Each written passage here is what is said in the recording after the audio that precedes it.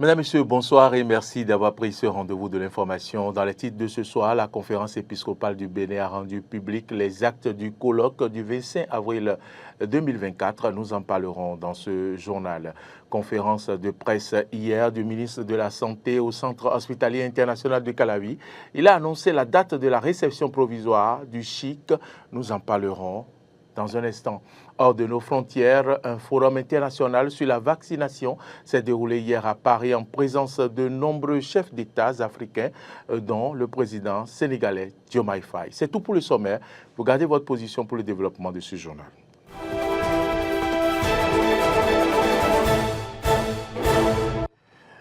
Merci à toutes et à tous de votre fidélité et bienvenue dans cette édition. La conférence épiscopale du Bénin a rendu public les actes du colloque du 25 avril 2024. Comme je l'annonçais en titre, c'était hier au Champ d'Oiseaux de Cotonou, partant des travaux, des observations et des préoccupations des participants lors de ce colloque.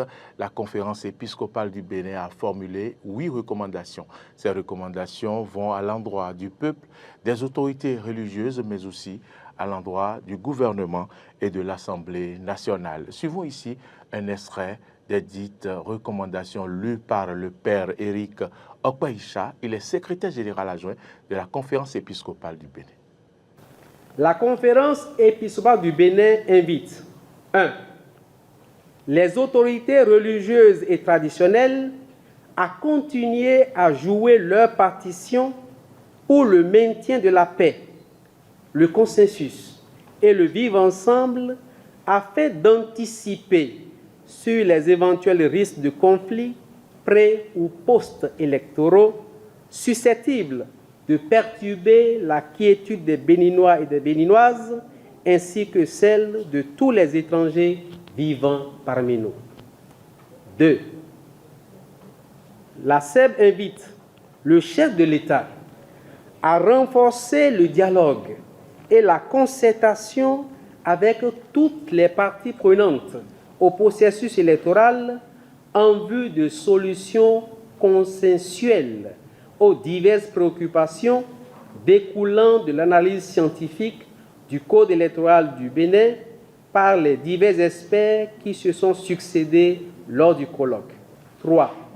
La SEB invite le gouvernement et l'Assemblée nationale à œuvrer à une relecture consensuelle du Code électoral dans un esprit de vérité et dans l'intérêt supérieur de la nation. 4. La SEB invite le gouvernement et tous les acteurs politiques à prendre en compte le fait que la paix sociale que favorisera la relecture du Code électoral repose également sur le dialogue, facteur de réconciliation, de pardon mutuel et de rassemblement de toutes les parties pour le bien-être de tous. 5. La SEB invite les partis politiques, toutes tendances confondues, à faire preuve de flexibilité dans leurs diverses prises de position en tenant compte de l'intérêt général du peuple béninois qui n'aspire qu'à la paix et au développement dans les circonstances actuelles. 6. La SEB invite l'ensemble des acteurs politiques, la société civile et les faiseurs d'opinion à promouvoir avec l'État des relations et des projets qui respectent les aspirations du peuple béninois à un code électoral et à des mesures garantissant la paix sociale. 7. La SEB invite toutes les parties prenantes à mettre en place et dans un partenariat des autorités morales avec l'État, un Conseil national pour le vivre ensemble et la paix qui soit un organe de veille citoyenne et morale. 8. La SEB invite le peuple béninois à promouvoir à travers des comportements et des prises de position la culture de la vérité, de la réconciliation, du pardon mutuel et de la paix pour des élections inclusives et paisibles en 2026. Après les recours infructueux devant la Cour suprême, Rémi Prosper Moretti dévoile les résultats définitifs des élections des représentants des médias pour la 7e mandature de la HAC. Suivez ici un extrait que nous propose Icon TV. Sont déclarés définitivement élus par catégorie les candidats dont les noms suivent. Catégorie audiovisuelle. Élu Ama Godonou Oussou. Catégorie presse écrite. Élu Basile Chibozo. Catégorie technicien des télécommunications. Élu Lionel Atterissa Todje Begon Noudé. Article 4. Les noms des candidats respectivement élus et les catégories respectives seront communiqués au président de la République pour leur nomination par décret. Article 5. La présente décision, qui prend effet pour compter de sa date de signature, sera notifiée à M.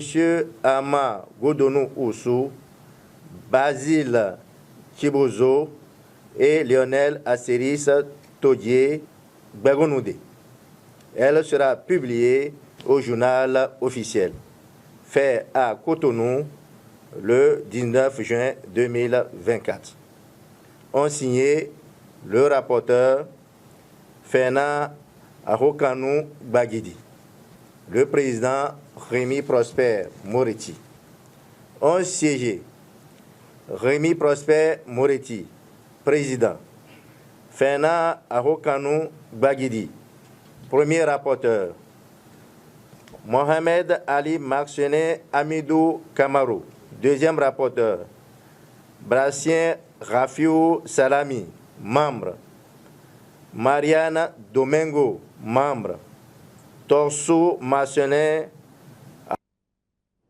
Le ministre de la Santé a annoncé hier la date de la réception provisoire du Centre hospitalier international de Calavi. C'était au cours d'une conférence de presse précédée de la visite guidée de l'hôpital de référence. On fait le point avec Clément Sonoko.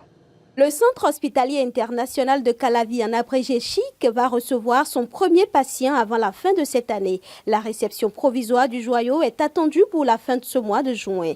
4 années après le premier coup de pioche de lancement des travaux, l'infrastructure sera bientôt ouverte pour le bonheur des patients béninois et de ceux qui viendront de la sous-région. Le CHIC recevra son premier patient cette année. Nous envisageons en effet son ouverture au cours du 4e trimestre de l'année 2024. Les travaux sont terminés et nous espérons la réception provisoire à la fin de ce mois de juin 2024.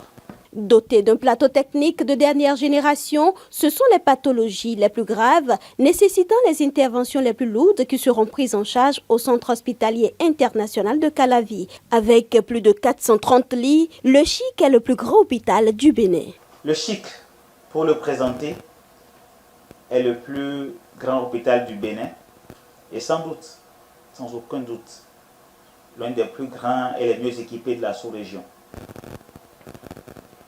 On y compte 436 lits répartis dans 18 spécialités qui sont à leur tour regroupés en 8 pôles, notamment le pôle urgence-réanimation, un pôle cardio-métabolisme pour tout ce qui concerne la cardiologie interventionnelle conventionnelle, la réanimation cardiaque également, un pôle d'oncologie, notamment d'oncologie gynécologique, un pôle digestif et médico-chirurgical, un pôle locomoteur et neurochirurgical, un pôle cardiovasculaire et thoracique, un pôle néphrologique pour tout ce qui concerne la néphrologie et l'urologie, et un pôle tête-cou. Le CHIC est un hôpital public qui sera ouvert à tous les patients qui se trouveraient dans le besoin de recevoir des soins de santé. Toutefois, il s'agit d'un hôpital de référence qui ne prendra en charge a priori que les pathologies pour lesquelles les hôpitaux de niveau de référence inférieur n'ont pas la capacité d'apporter les réponses les plus adaptées. À l'occasion de cette sortie médiatique, le ministre n'a pas manqué de rappeler le contexte dans lequel la construction de cet hôpital a été décidée. En 2016, au lendemain de sa prise de fonction, le président Patrice Talon, conscient de la situation du système de santé de notre pays, a instruit son gouvernement au fin de réaliser l'audit de tous les hôpitaux du Bénin. La commission mandatée à cet effet avait rapporté que les infrastructures médico-techniques de nos hôpitaux dits de référence ne répondaient pas aux normes attendues pour une prise en charge optimale de nos concitoyens. Elle suggéra alors la construction d'un hôpital de référence avec des équipements médico-techniques de haut niveau qui soient capables de prendre en charge les pathologies les plus complexes qui soient. C'est ainsi que le projet du CHIC a germé. A précisé que le volet mère et enfants n'est pas pris en compte au Centre hospitalier international de Calavi. Au lendemain de la cérémonie d'inauguration du nouveau marché de Kadieroun, les curieux rencontrés sur place sont émerveillés par le tout nouveau joyau. Les clients interrogés ont relevé des points positifs qu'ils apprécient dans le nouveau marché. L'une de nos équipes y a fait un tour. Suivez le reportage. Quelques jours après son ouverture, le nouveau marché de Kadieroun semble attirer plus de curieux que de clients. Au rez-de-chaussée comme à l'étage, seulement quelques personnes sillonnaient les allées du marché. Ayant fait le déplacement pour la première fois, ces personnes étaient pour la plupart en exploration. Enthousiaste à l'idée de venir découvrir le chef-d'œuvre et je ne suis pas déçu de ce que j'ai vu. J'ai constaté que quand les autorités disaient que c'était un truc moderne, effectivement, c'est un joyau moderne. Et donc, je suis totalement sidéré. Ça n'a rien à voir avec ce qu'on a connu depuis toujours au pays. Ça montre que quelque chose change dans le pays et c'est bien pour le bonheur du peuple.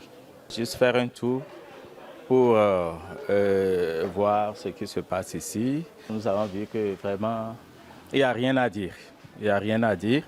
Vraiment, c'est bien construit et vraiment chacun devant ses étalages. En tout cas, il n'y aura plus de perturbations, voilà, les gens vont se connaître, tout ça. En tout cas, tout a été vraiment... On apprécie ça beaucoup, on apprécie ça. On n'est pas venu pour acheter d'abord, mais on va revenir. Mais non, c'est joli. Je vois que c'est rare, c'est unique pour le moment. Notre job est donc il faudrait qu'on vienne voir comment est-ce que ça a été organisé. La curiosité plutôt c'était de voir comment est-ce que les choses ont été en fait mises en stand, organisées et qu'on puisse savoir, qu'on puisse avoir quand même une idée de la façon dont ça a été fait. C'est magnifique, c'est adorable. Et déjà, même quand on voit la façon dont les choses sont alignées, il ne peut pas y avoir une concurrence. C'est-à-dire qu'il peut y avoir une concurrence saine. Et la promiscuité fera qu'il y aura une très bonne ambiance. Parce que quand vous allez au niveau d'un stand, vous avez le temps de tout voir, de voir tout ce que vous voulez acheter. C'est-à-dire qu'il faudrait que quand ça quelque chose qui manque dans un stand ou que vous ne soyez pas d'accord d'un prix avant de dire je vais voir ailleurs. Donc quand vous allez normalement à un seul endroit, vous êtes capable de faire tout un marché, de prendre la majorité des choses, d'être fier de ce que vous faites et de sortir. Ce n'est plus, vous n'allez plus aller dans une manière flâner, vous faire piétiner, écraser, mettre des pieds dans de l'eau sale, tout ça là, non. À côté de cette catégorie de visiteurs, il y a quelques acheteurs. Tout aussi satisfaits que les curieux de la qualité de l'infrastructure, ils évoquent d'autres motifs de satisfaction. Je suis juste venu pour acheter du fruit de banane. Le marché c'est bon, mais on ne pourrait plus dire que c'est pas bon, c'est bon pour le moment. Je suis venu acheter certains condiments. Quand c'est pas mal, je remercie les dames pour ça. Maintenant, pour le marché, je suis très contente de voir le marché comme ça. Avec ceci, maintenant, s'il y a la pluie, soleil, elles vont se sentir à l'aise. Je suis venue acheter du riz et des condiments. Le marché est beau et calme. Je constate que tout est quand même bien organisé. Chaque vendeur est à sa place et puis les étagères sont bien rangées. Et puis, en tout cas, tout est en ordre quand même. C'est pratiquement le même prix que dans les autres marchés. Je viens de voir un sac de pommes qui est à 2000 francs. Et c'est aussi pareil, même sur les trottoirs, c'est pareil. Visiteurs et acheteurs rencontrés ont plaidé pour le maintien de la propreté des lieux. Plus d'$1 milliard ont été annoncés hier au Forum mondial pour la souveraineté et l'innovation vaccinale pour accélérer la production de vaccins en Afrique, continent touché actuellement par une épidémie de choléra. C'était à l'occasion d'un forum durant lequel le président du Sénégal et le président du Rwanda ont notamment pris la parole lors de la cérémonie d'ouverture à Paris. Les précisions sont à suivre avec nos confrères de RT. Alors d'abord, ce forum sur la vaccination avait vraiment des allures de sommet Afrique-France, puisque vous l'avez dit, de nombreux chefs d'État étaient présents, l'Union africaine largement représentée, elle a co-organisé cet événement. Donc il y avait le président de la commission de l'Union africaine, Moussa Faki, le président en exercice de cette institution, président mauritanien Mohamed Ould Ghazouani, les présidents ghanéens, rwandais et sénégalais.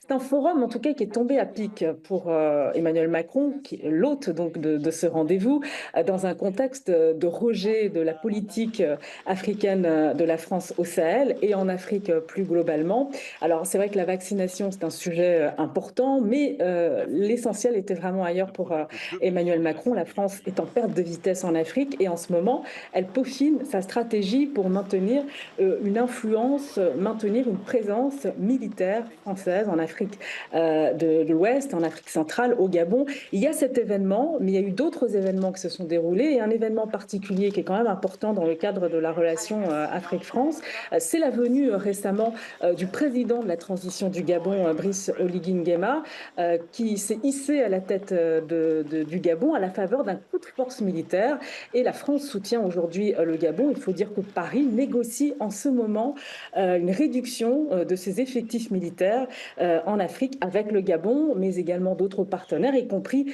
le Sénégal. On ne sait pas ce qu'ils se sont dit, rien n'a filtré.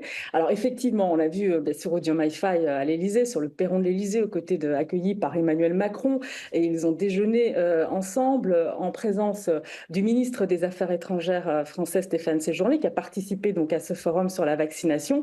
C'est une rencontre qui était très attendue en marge de ce forum, très attendu par Paris, dans un contexte tendu, on le sait, entre la France et le Sénégal, surtout après les propos du Premier ministre sénégalais Ousmane Sonko, qui fustige la présence militaire française, la rejette, fustige le franc CFA et fustige aussi Emmanuel Macron, puisqu'il lui a reproché d'avoir accueilli Macky Sall au moment des manifestations de l'opposition lors de sa présidence.